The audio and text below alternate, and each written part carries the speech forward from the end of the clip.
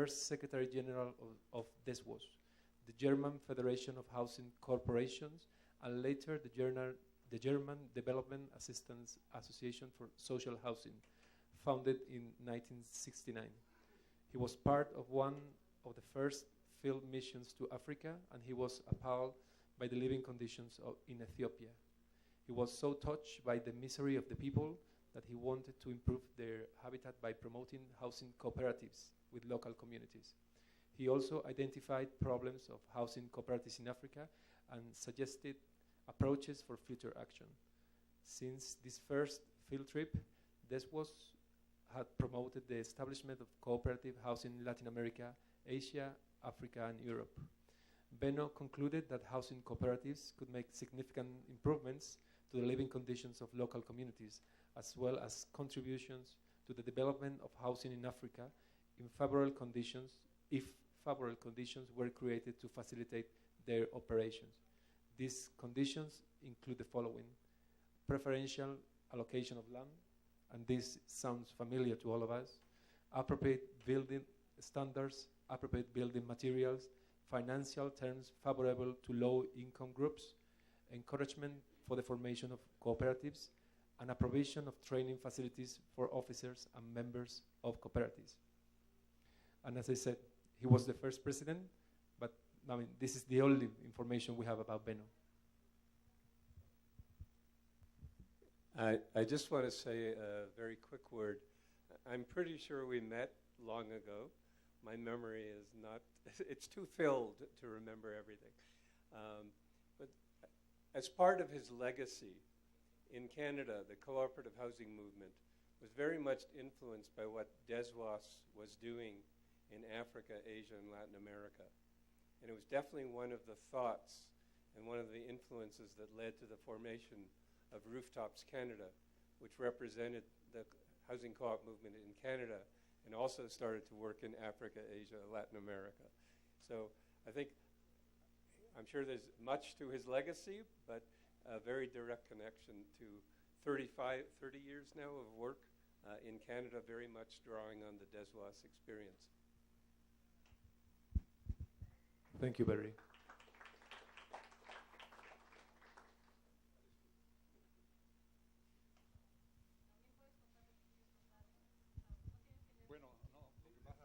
Que me toca hablar de David Hall y quisiera yo aquí mencionar que él fue un agente muy clave en toda la transformación de la Council to the Coalition.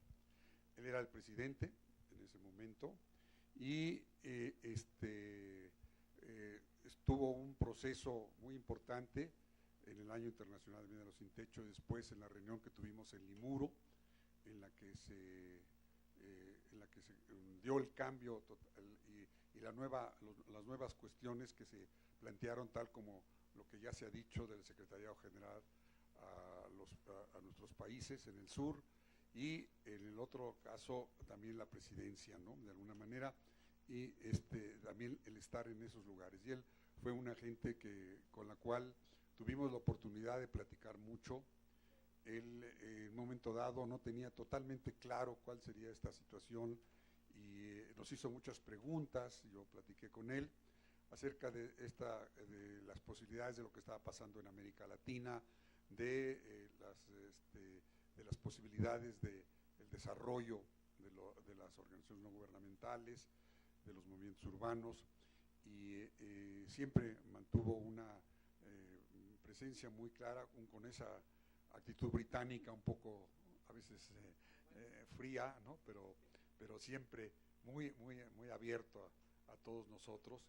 Y él también fue cuando estuvimos haciendo las discusiones sobre la propuesta del secretario y cuando gentes de América Latina propusieron a Enrique, y él platicó conmigo porque sabía que pues Enrique y yo habíamos trabajado juntos y que quería saber más, hacerlo de alguna manera, y de que podría ser el candidato adecuado, así como se lo planteamos.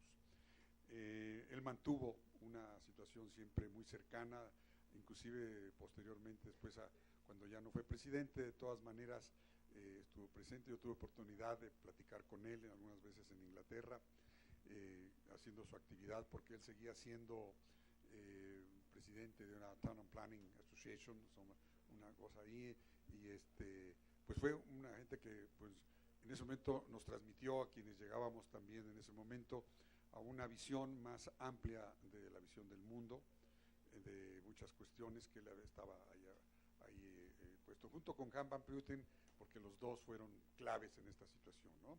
Entre de Han se ha dicho ya mucho. Yo también considero a Han una extraordinaria persona, de la cual aprendimos muchísimo. Pues él estuvo también en las luchas, en diferentes luchas, digamos, tanto en la propia Inglaterra, defendiendo muchas cuestiones de las ciudades, ese tipo de asuntos, estar también en la defensa de varias luchas ciudadanas sobre diferentes aspectos, ¿no? Y bueno, eso es de lo que yo puedo acordarme, no sé quién más pueda hacerlo. No leo la cosa en inglés, pero no sé si quieran que las lea, pero de alguna manera, quizá para que lo vamos a, bueno, David Hall, Town Planner and Campaigner for Sustainable Development, born in 1933, was educated at Cambridge, graduating in English and economics. After working as a management trainee, he traveled the world with his first wife, Lucy, and discovered planning and his vocations. David was appointed director of the Town and Country Planning Association in 1976, a position he held until his retirement in 1995. The association played a major role in inspiring the post-war New Towns program. But as Hal took charge, that the program was coming to an end. So he extended the association remit to cover all aspects of planning. In 1971, he established a pioneering environmental education unit, and its monthly journal became a popular resource for teachers. He convened the Council for Urban Studies Centres, the urban equivalent of field studies centres. Becoming its first chairman, he also established the world's first planning aid services in 1973.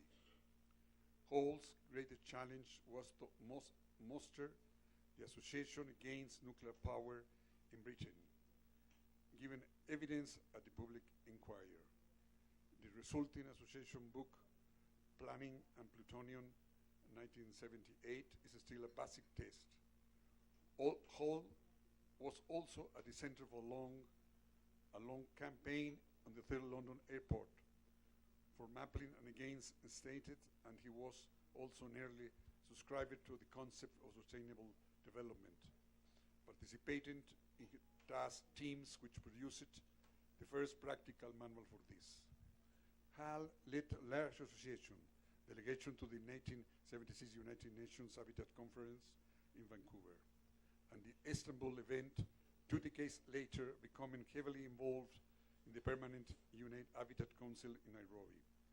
He was asked to advise on regional planning and urban renewal all over the world, and took sabbatical appointments at several universities. Hall was a brilliant public speaker. He stimulated community organizations, local action groups, and generation of students at home and overseas. His warmth and charm and his interest in everything, especially the trials and tribulation of young people starting their careers, made him immensely popular. He was an energetic and loving man, kindly in manner, generous with his time for others, devoted to his family and large circle of friends, and imbued with a strong sense of social purpose. David Hall was the second president of HIC from 1984 to 1989. The coalition undertook big change during his mandate, such as the creation of the Women and Children Network, the move at the central office to Mexico, and the organizational change from council to coalition. He also played an essential role in making HIC a more democratic and representative, and he opened the coalition to new members.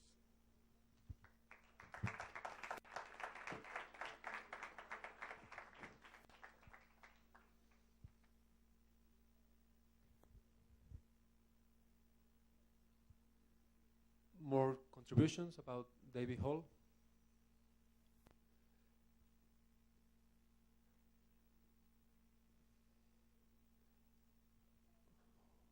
Who knew Rabi al-Malik? Someone here? Yeah?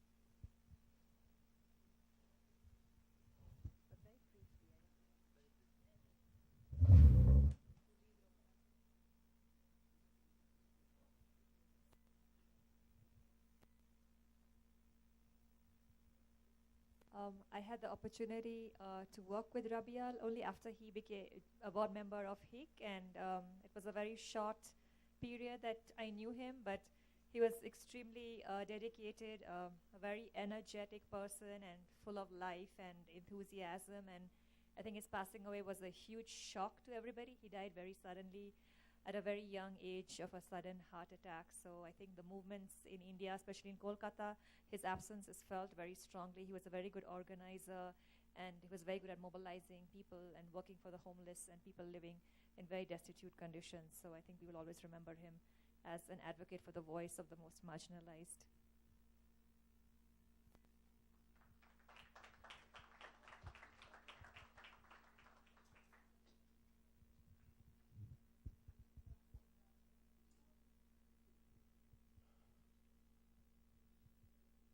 Well, I have the honor of remembering Ted Anyana, who was one of the exceptionally active HIC members in Asia. In fact, he was an anchor of HIC in Asia.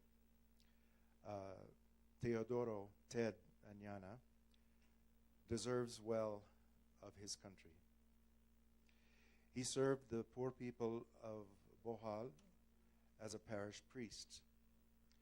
He worked in the National Secretariat for Social Action at the Justice and Peace Desk. He served with the armed militants of the martial law era.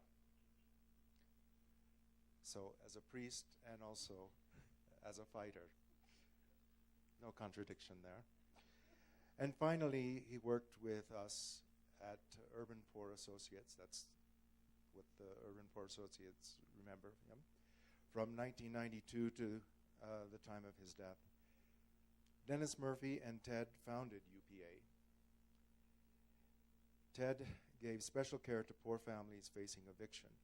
We must honor a man who has given nearly 40 years of his life to his people.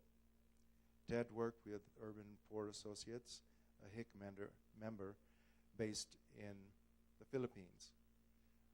But I also remember him as an innovator who created an organization or a function called Eviction Watch.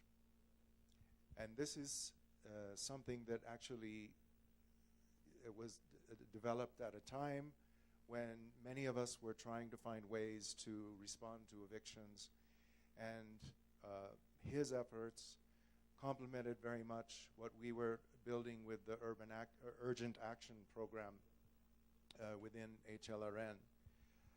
He was also visionary in the sense that he was